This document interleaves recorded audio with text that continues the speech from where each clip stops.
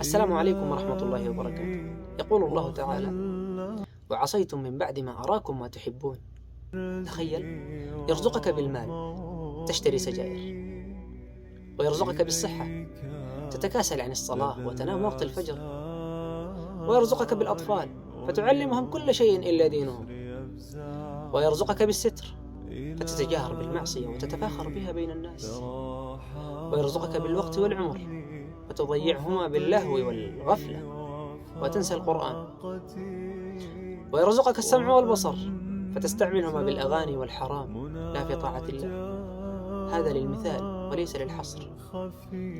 أهكذا تحمد الله على الرزق والنعم؟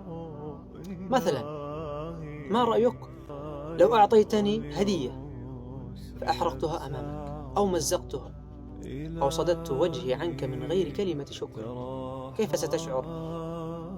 فما بالك برب العالمين؟